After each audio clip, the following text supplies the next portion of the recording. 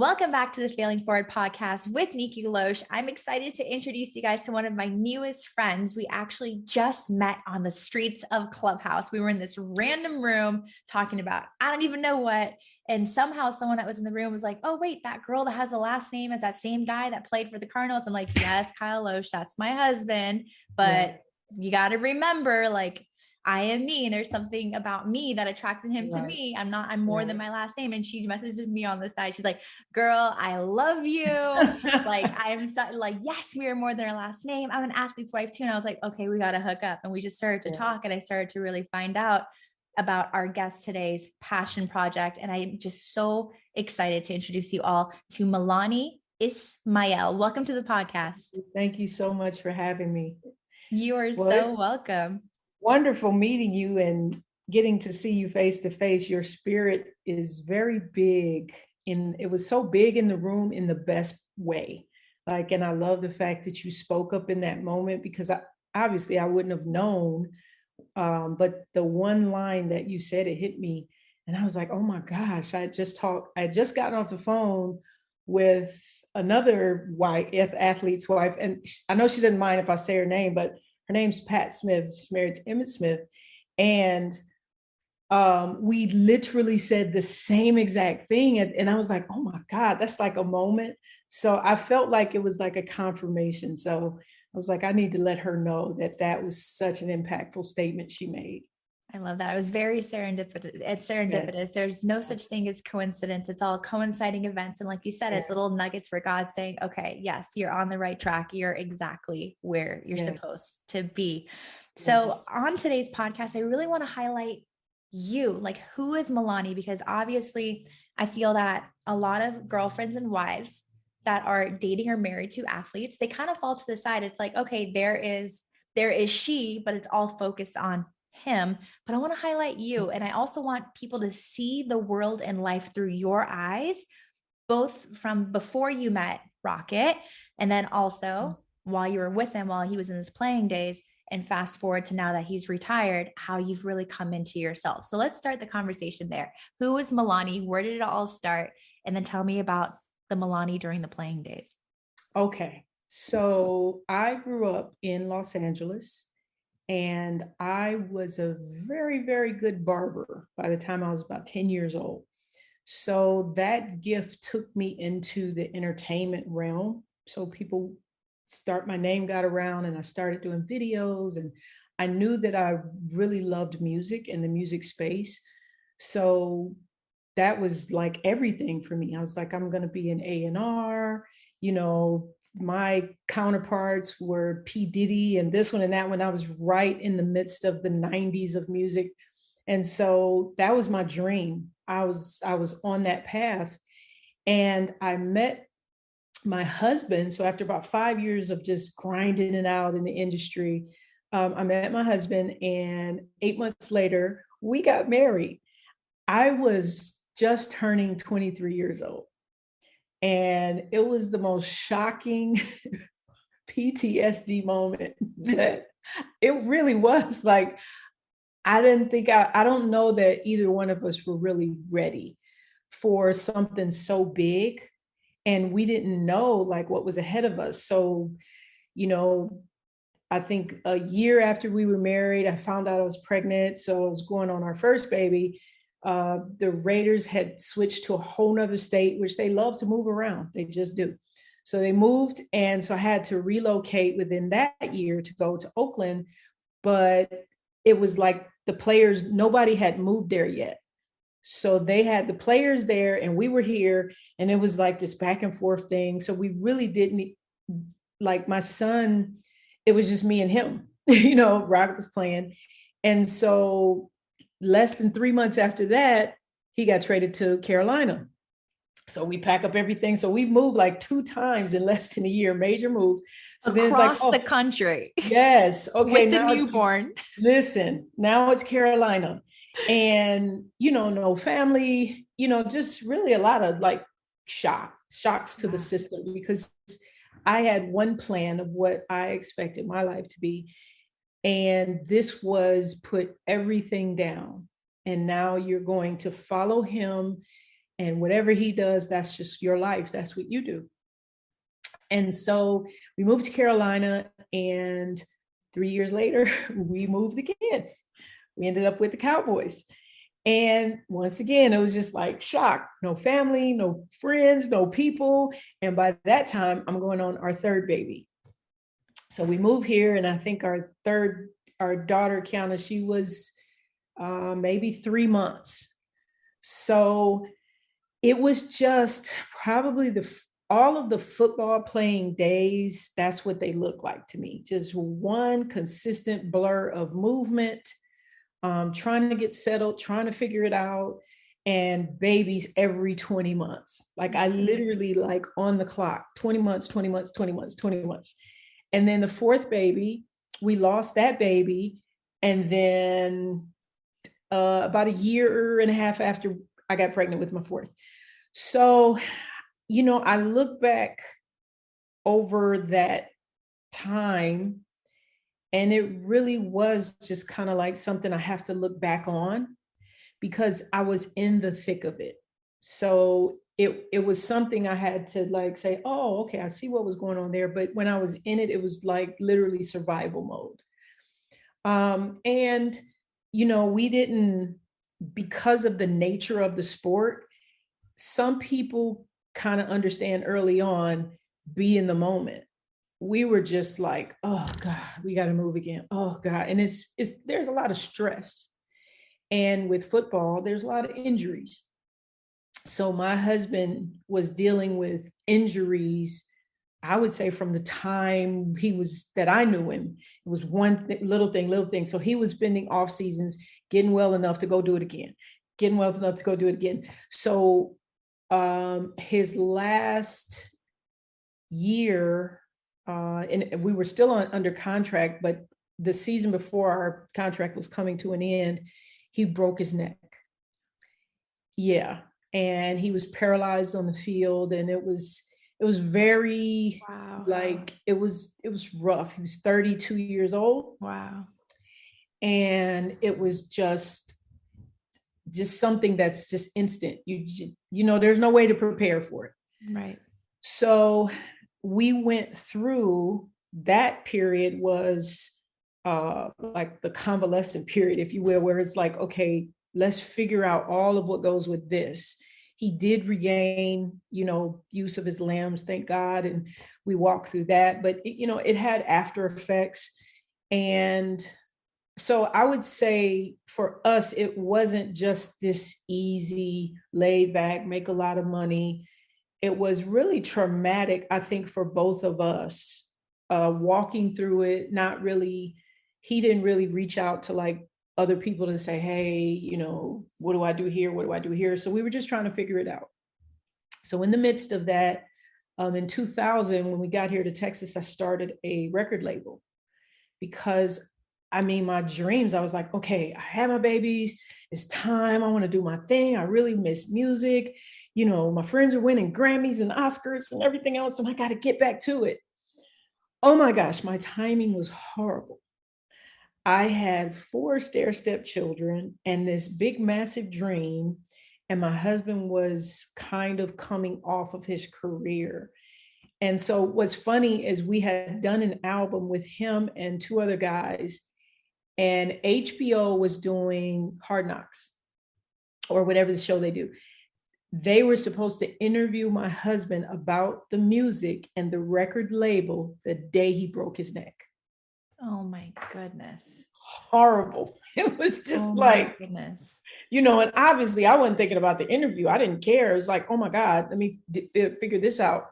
So that album just never came out, because we spent the next year just focused on his healing and transitioning out of football, which he didn't know if he was going to do at the time.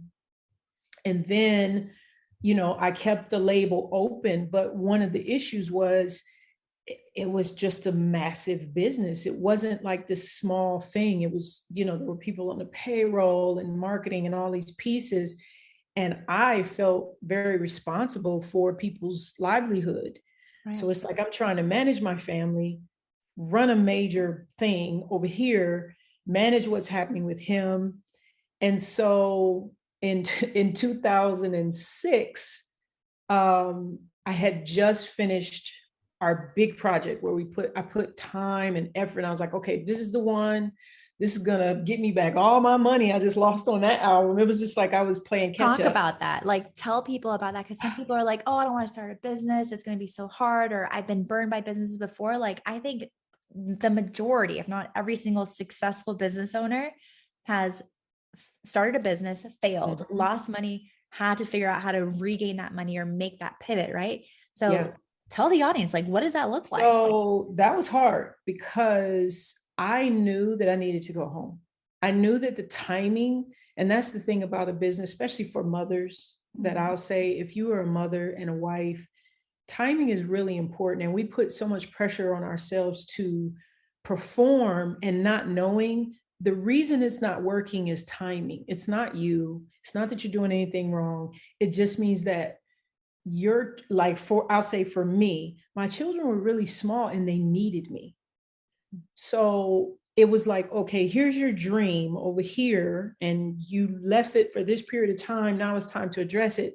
But then you got these little bitty bambinos, and it's like, and in honesty, I would work really hard all day, and I would literally cry in the car on the way home because I knew that I missed tucking them in, or I knew I was getting there after dinner, even though I made sure somebody was here, dinner was there.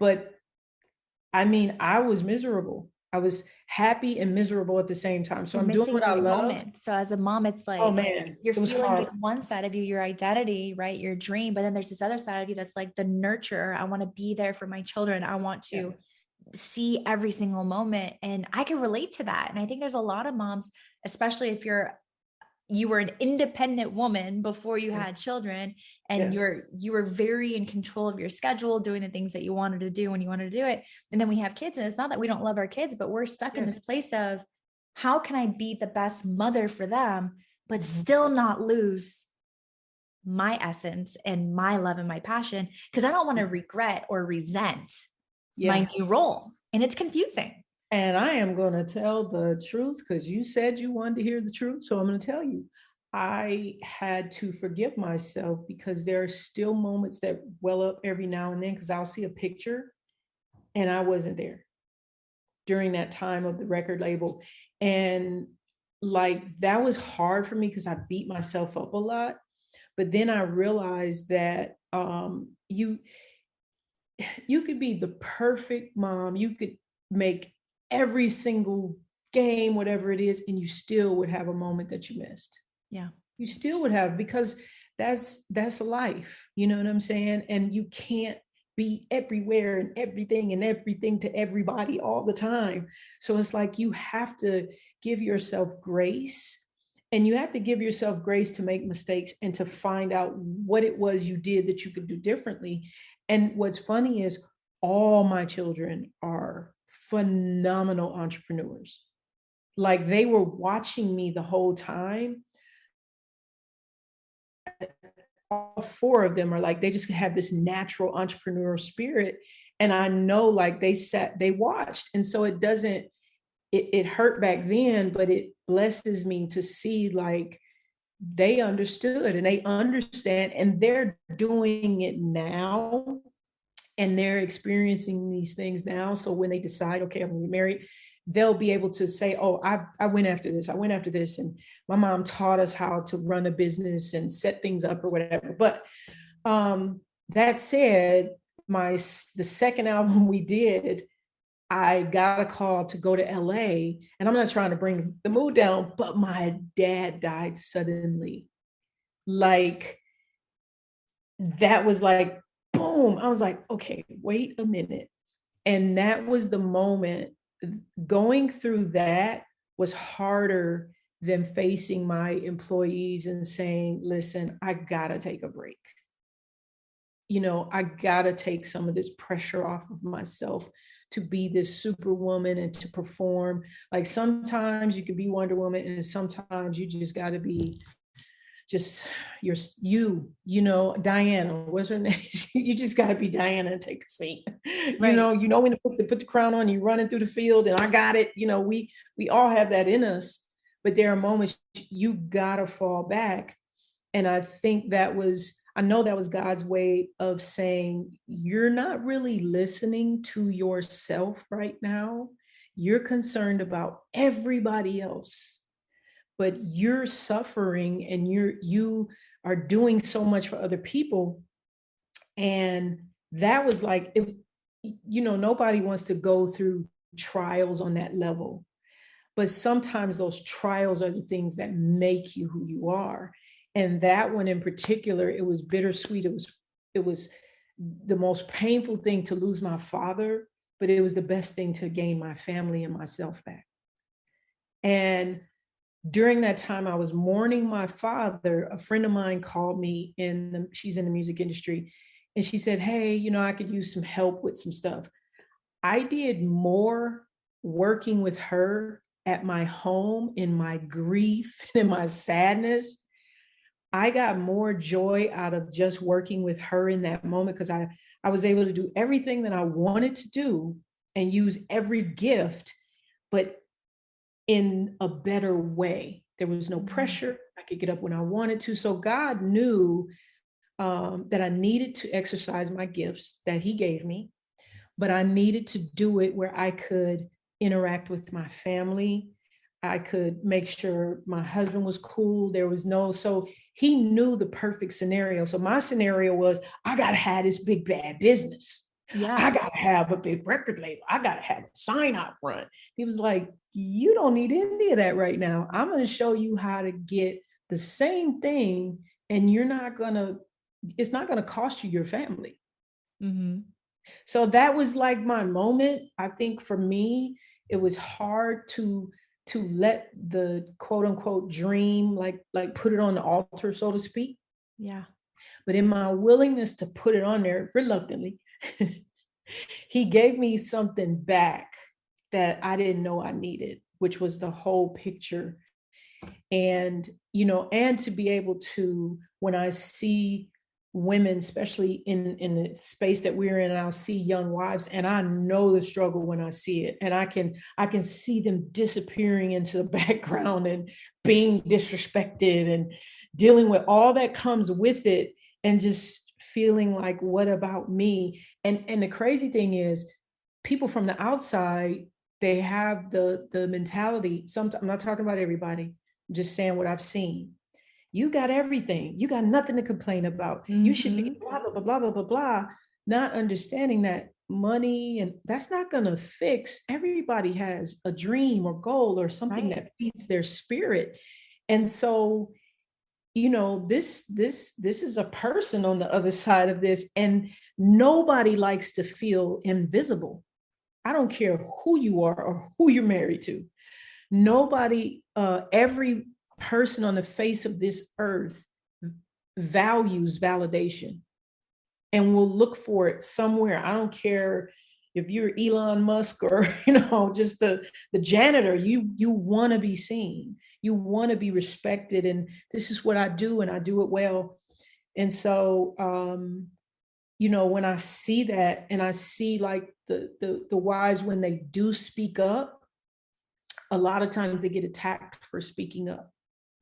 They get judged for speaking up, and they'll shrink back again and say, well, yeah, I should be grateful. I shouldn't say anything. I should just, but that's why it was so important when you said what you said. I literally was about to call my girlfriend. I was like, you will not believe what this girl just said, but you said it, and it didn't have venom or bitterness attached, because that's the other side.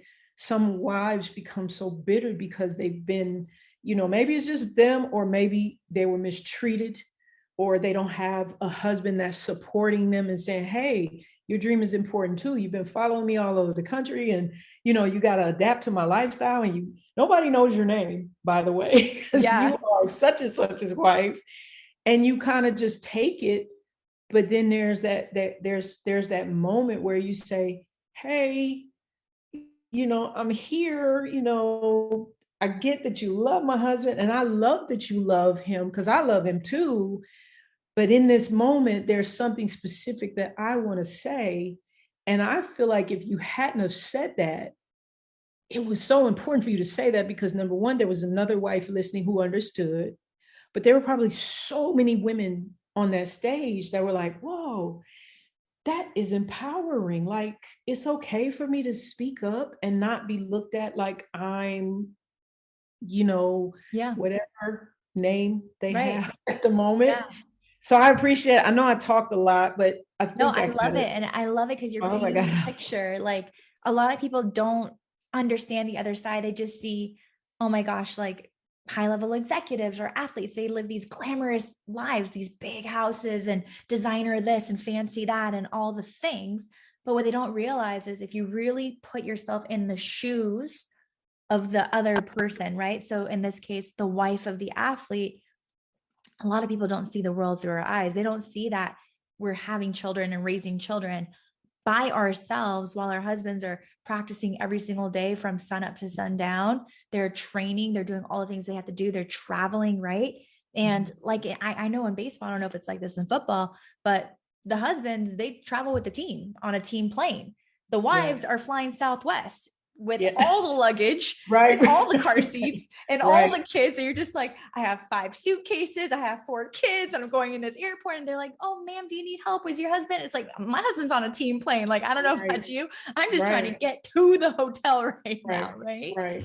And people Right. don't see that. And then when you get to the stadium, when you get to the ballpark, you're literally just trying to like, it's like survival. Like you said, that was the best way Yeah. to put it. And Yeah. all those years that they're playing, it's just you trying to keep up and trying to keep everything on lock and trying to keep yourself like feeling happy and whole. It's not that they're disregarding us. It's just that they're highly focused on their craft because it's short playing years. And we have Yeah. to keep reminding ourselves that we're not in this alone. We are loved. We are valuable, like we do matter. Cause yeah, you show up to the stadium, you show up to the ballpark and it's like, all right, and who are you? And you're like, hi, Loesch. They're like, oh, okay, family section. And I'm just like, Right. okay, here we Right. go. Right. Right. So Right. it's like, and people don't see that. They don't recognize that. So I love that you shed light on that side, that you let people step into your shoes and see what it looked like for all those playing years while Rocket's out there. Like everyone knows Rocket. I mean, I said Yeah. his first name and my husband's like, oh yeah, I know who he is. He's like going through all Yeah. the things. I'm like, how do you guys do that? But that is our Right. lives. Right. And on the other side, there's a woman, right? The woman behind the man that's keeping everything in order so that he can go out there and perform at the highest level. So I appreciate you for saying that. There was something that you said that really caught my heart. And I know that there's a mother right now who's listening that probably it caught her heart too. And you said it with such grace, but I want to make sure that we don't skim over it. You had 3 children, and your 4th child you actually lost before having your 5th, really, which is your 4 current children, right? Can you talk to the woman that's listening that's gone through loss of that extent and how you got through that? Because this podcast is failing forward, right? And I know there's, Right. I mean, a friend of mine literally just lost her baby this last week. And I can't relate to her because that hasn't happened to me, but I heard you say it and I was like, okay, God, thank you. You're helping me right now pass the message Right. on to the woman that's listening. Um, it's funny. I don't, there are moments where I get like, I don't know, a bit teary-eyed. Um, I haven't had a lot of this, I haven't had a lot of these moments because I didn't think about it a lot. I think now that I'm feeling it, I think God shielded me because he knew like I've got so much, like I can't go in like this deep hole about it. So I think for that, it's interesting. My husband was much more heartbroken, and I didn't really feel the I didn't feel it, to be honest, when it happened. I remember my dad, when I told him I was like, I'm pregnant, this was the craziest thing. My dad was a pastor. He had a look on his face like he wasn't happy. And I don't know if he felt something. It's really strange. Okay, I would think he would be happy. He was happy about it, but um, I always felt like possibly there was something wrong. There was something going on in my body that I wasn't going to be able to carry the baby. This may sound crazy, but I almost feel like it was the best thing and God knew it. because I had had babies back to back and I was pretty weak. So my physical, I felt weak, like my back was weak. It was just a lot going on with me physically. And I was like, oh my God, can I carry another child right now? And so, I think it was just one of those things where I resolved it rather quickly in that moment to say, God, you know what you're doing. And I just walked right on through it. And then we had another child. But I find myself now, I feel it more than I did back then. And I really think it's just because I just couldn't spiral down. I've got 3 already. And if there's one on the way and everything that's going on in our home, it was like I had a resolve and I was like, okay, keep going, Mel. And then probably maybe 10, it's been 10, some, it's been over 10 years. I was because my youngest is at 19. So it's a long time ago, but I find myself having emotion now and processing now. Yeah. Like I said, when you said it, it was like, I was like, oh, hold it. You felt it. Yeah. Like don't just burst out crying, but I feel it. I feel it now. So, my prayer is for any woman that goes through that, that God would just give you the grace to go through it. And if your mourning is now, then he will comfort you right now. And if your mourning is later, he'll comfort you later. And don't feel like, because maybe for me, where I wasn't like boohooing all over the place, I was still hurt, but it wasn't time for the grief. Yeah. But then I've had other things where the grief was instant. So I just feel like God knows what we can handle and what we can bear. So that's, his name would have been Justice as far as I'm concerned. Oh, he has a that. name. I love that so much. So I'm going to look for him in heaven. Too. I'm going. He's be the first person I go to and say, I know who you are. So I love that. And you guys will forever be connected. And I love what you said. And God knew that at that moment you were not ready to take on that sorrow, that grief, that mourning, that you needed some time in order to process everything else that was going on with 3 other littles and everything that was happening in your family. And, as a yoga teacher, we always talk about the different parts of our body, right? So a lot of the things that we've gone through, or if we've experienced any sort of trauma, it actually gets stored down in our hips. And we hold it there. And then, so if you got to go through it already, well, you went through it and it's now passed on. So we don't hold it inside of us physically. But for a lot of us, if we're holding tension in our hips and our low back, it's oftentimes because something happened that we weren't ready to work through, that we store down in our body. So when those emotions come up, we have to let them come up. We have to let them express themselves and to sit in it and breathe through it so that we can release the tension from our body. So as you're now starting to go through that might be something interesting to kind of to play with when you're starting to feel that, be like, am I feeling this coming up from within me? Right. Yeah. Yeah. I talk about it. That's probably only the second time that I felt a little bit of something say, whoa, okay. Yeah. I love that.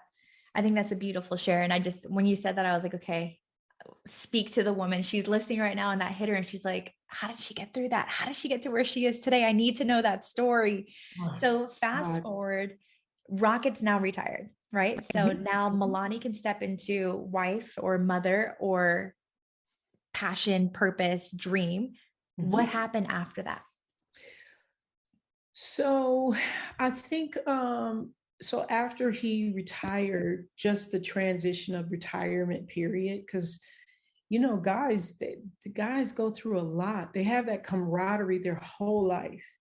And then all of a sudden that's gone. And I think I'm glad that for us, the NFL has started to NFL legends and other things that reach out to guys and connect them back to that piece. Because without that piece, I definitely saw the difference in my husband. He was depressed. He was not himself. And I didn't know then what it was, but it was just like he was just in this dark space of not wanting to be bothered with anybody, this isolation. And so my time really was spent in that season of our life just trying to help my family, like manage what was life after football, what does that look like. And it wasn't until for him he connected back with the programs and said, okay, and he started helping other guys transition. It's like he became himself again, and the weight of everything wasn't on me. Because for a while I did feel like, oh my God, the weight of all of this feels like it's on me to figure out family stuff, figure out, whatever. And so I've always, from the time I was 10 years old, I've had a business. That is just the spirit that God put in me. I don't apologize for it anymore. I was cutting hair at 10 years old, charging $1. I mean, it was always, so I've never not been without some type of project. Whether I would, doing a film right now, okay, cool, let's do it. Okay, doing this, and I would find a way to tie in the children, tie everything in. But I did not feel fulfilled in doing all of that. And people would look at the outside and they go, oh my God, you did that? You did a show? You did this? And I'm like, yeah. But I knew that somewhere I wasn't addressing my purpose. I was having a really difficult time getting to, what's my purpose? So I started going to all these conferences and church stuff, and like I'm in every line, I'm buying all the little books and everything, and I'm like, something is still missing. So fast forward, did all those, like I said, always had some type of gig business because my creative brain is always working. I shut down and I fasted for 30 days. I said, I'm not going to do any projects. I'm not doing anything. Don't call me. I'm not doing it. And the end of the fast, I said to myself, okay, if you could do anything and money was no object, you had no boundaries, no barriers, no nothing, what would it be? And I was like, I'd have a church. Totally. I'm a preacher's kid.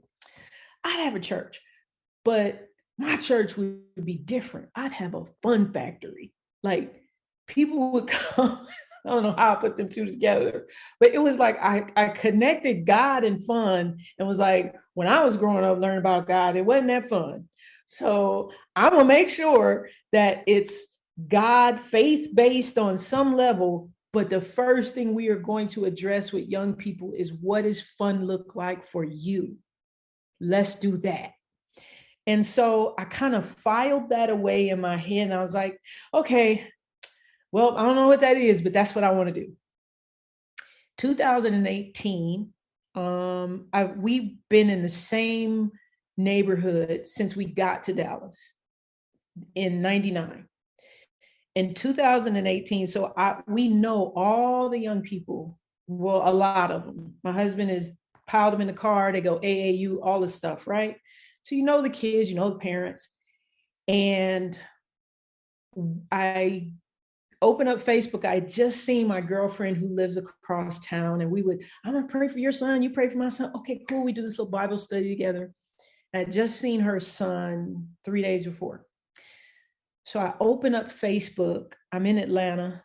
I open up Facebook and I see his picture, her son, she lives across town, and it said that he had been killed. And it was like time stopped. I was like, this can't be right. Then I looked at where he was killed, 2 blocks from my home. And my heart dropped, because in that moment I was like, oh, somebody knows something. That neighborhood, you know your neighborhood. So I'm like, there's no way that a young man was shot in our area and somebody doesn't know something. But I couldn't shake the dread of the whole situation. So I got back here to Dallas, and his mother obviously is distraught, and she's saying what happened. And they're the two young men involved. Nobody knows what happened, and the police they're just scouring my neighborhood for a whole week. And for some reason, I was sick to my stomach.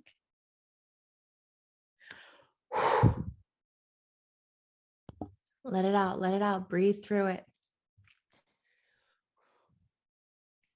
Breathe through it. It was one of the children that we knew in the neighborhood.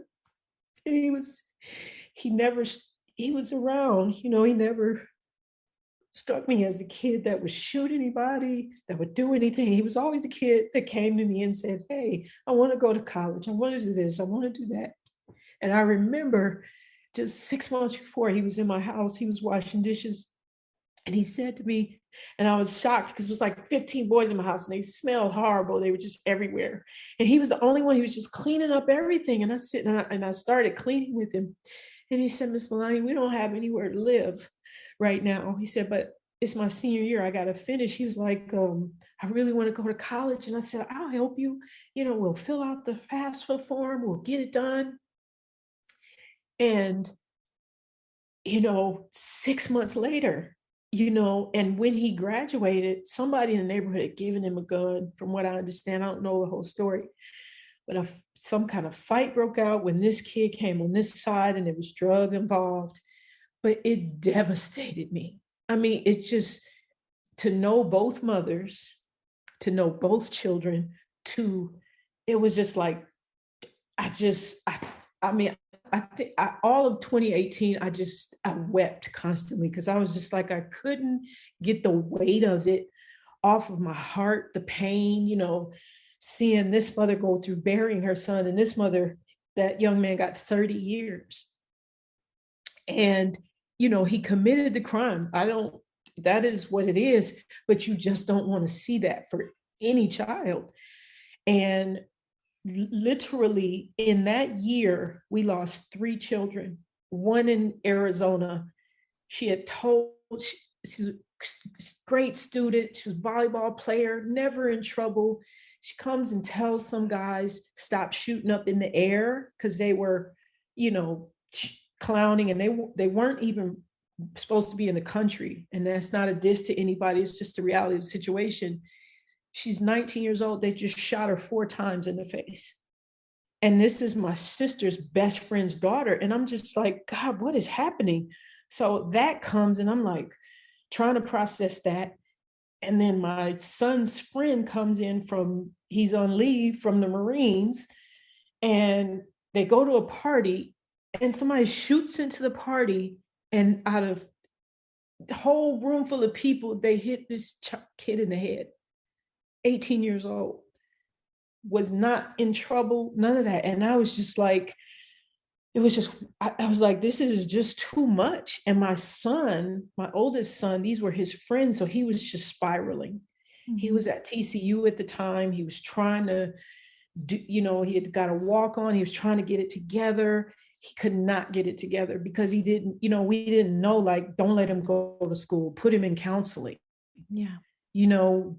Everything was school and football, and he literally was a mess. He was just like, I'm watching my friends die. My grandmother comes into town for my graduation. She has a heart attack the day of my graduation. So we're not understanding the mental health of my son. And it was just like a ball of just pain. I don't know any other way to say it. But with that said, that is how the Fun Factory was born. That was the catalyst in 2019 where I was like, no, I'm getting up. I know my purpose. I know what I'm supposed to do. I'm supposed to get to these young people. I'm supposed to use every gift, every resource that I can to find the fun, yes, but to find ways to help them, to train them, to prepare them, to help them with mental health, to find a therapist, to find whatever they need, to give them a chance in this earth. And so, like I said, the trials are hard, but the reward when I'm seeing the young people, the reward when I'm seeing somebody step up and say, I will make a donation. I'm like, oh, perfect. I need that for that kid over there. Or, it's the most rewarding work I've ever done in my life. And it took me just to walk through all of that, of all of what I thought I wanted to do to what God wanted me to do.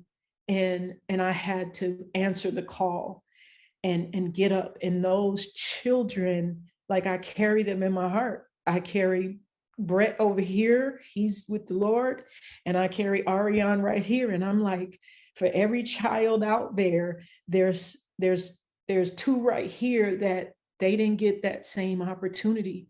So it motivates me. It gets me up. It makes me say, okay, you got to keep going. You got to keep reaching them. You got to get on them. And I'll get calls, they're dealing with suicidal thoughts and different things. And I just say, Lord, I can't do this by myself, but all I need is you to tell me what to do, and I'll do it. And I know that you know what they need. So that's the story of the Fun Factory, how it was born, and that's what it is. Sometimes I'm talking. And no, I love it so much. I think it's so powerful, because in that I'm dissecting, like, okay, as she's going through her life, like, she knew she was a fantastic barber at 10 years old. She loved everything about music. She got into the music industry and has worked with and still knows many of the top names that we know today, winning Emmys and all these things. And fast forward, she's lived the athlete's wife role and had the family and the kids. And now she's stepping into her passions. But there's something about being a mother that connects us, like this nurture of, I want to help and take care of and protect and raise people, right? So it's like, it took every step of the way, everything that you've gone through to get you to where you are now, where you understand the gifts and the talents that you were given, your passions and your purpose, and how to tie them all together for a greater mission, a greater why, one bigger than us and our vision. Because it's a high vision that was implanted and printed within us, that now we are using ourselves as a vessel to bring it to fruition. So I love that you found that for you, because there's a lot of people that are listening right now that are like, what is it for me? I just want to highlight for you that you will find yours too. It may not be today, it may not be tomorrow, but just focus on what you love. And like Melani said, it's not about just performing and doing and all these things. Really tune into what you love, what brings you joy and happiness, and then tie in those gifts with something that can impact as many people as possible, where it doesn't feel like work. It just feels like a calling. And every single day you wake up and you're motivated and driven to doing it. And it's easy. It's effortless, because it's your gifts just being utilized. Because you're already doing it. That's the secret. Like, I'm not trying to mess up anybody's conference or coaching, because I think that's important. But more than likely, you're already doing it. And God is just setting the stage for her. The bigger part of it and what will really feed you, so You nailed it. You nailed it. Now, I want to highlight a couple of amazing things that you currently have going on outside of the Fun Factory. I know that you're very big into the media company that you've established. I know you're very, very big into this course that you've created. I believe it's called Live with Melani, right? Yes. Or is it Live with Melani? Live with Melani. So I have Live with Melani. I have a podcast that's called Live with Melani, and we interview people. I kind of put it on hiatus for a second because Fun Factory was really busy last year, but I interview people. But Live with Melani, that is, and I'll use it for different things. Right now, I'm giving a basic course for independent artists. And I said, listen, here's 30 years. This is what I learned. And I learned it's the basics that really set the foundation for the success. So I spent a lot of money not knowing which questions to ask. I spent a lot of money not knowing if I had to put this in place and this in place.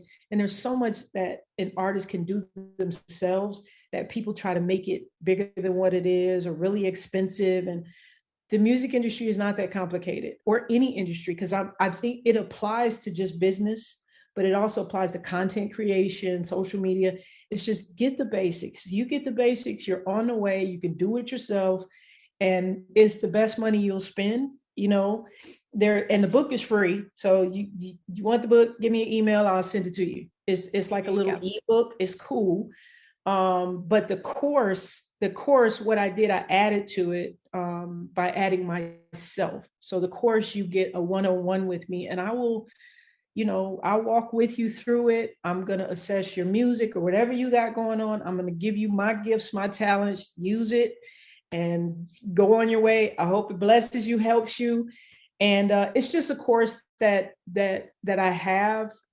My focus is not so much the course. My focus is, get this information, but I do a lot of things. So I've got 2 television pilots that I'm working on.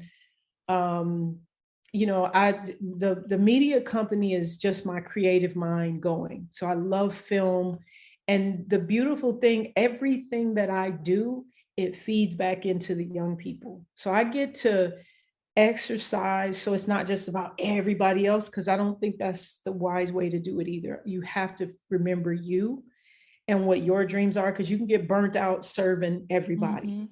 And don't do that. Like, learn from me, write yourself a check too, So the media and all the things that I really love to do, I can pull young people in at any time and say, hey, I'm working on a film. Let me go find 5 young people that I want to take on set, and they can learn. So it one feeds the other. So it feeds me, and then I'm able to feed others.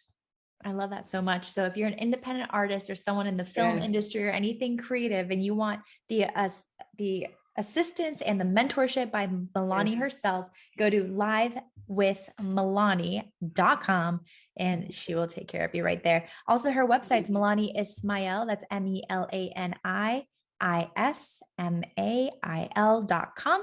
You can go ahead and contact her there through her contact us button. And please follow her on social media. The big one, don't forget the big one. The fun, not the Fun Factory, int.org. So if you want to help some young people, and you can see our programs, you can see everything we do. If you want to volunteer, that's my soft spot. You want to donate games or consoles or anything you see on there that you can bless some young people, I'll take care of them. But funfactoryint.org is also the nonprofit. Beautiful. So please take a look at that, and then follow her on Instagram. She has an incredible page with a lot of amazing content at Melani Ismail. Just stay in touch with her. This is an incredible woman. She knows her mission. She's out there bringing it to the world and love and light, so that we can go ahead and create a better tomorrow by helping out the future, which is our children. Melani, I am so appreciative of you being with us today on the podcast. I love your heart. I love your story, and I appreciate your transparency and your vulnerability. Thank you so much for spending time with us. Oh, no, thank you. This was such a blessing for me. Thank you so much. You are beautiful inside and out. And if you need me, girl, you just call me. Because I got a little age on you. I'll be like, what we doing? I'll go. I love it. I'm going to need your help with all the creatives. We'll work on the assets for this episode together. Melani, had such a great time. I love you, girl. Thank you so much. I love you too. Thank you. Blessings to your family and everything that you got going on. Thank you. Thank you so much, my friends. Thank you so much for joining us on this episode of Failing Forward with Nikou Loesch. Please take a look at the show notes below, where we're going to drop all of Melani's information, her website, funfactoryint.org, all the info that you need on how to contact Melani, and a couple of giveaways that we're going to give to you today for listening. And have a blessed day. We'll see you on another episode. Thank you. See you later.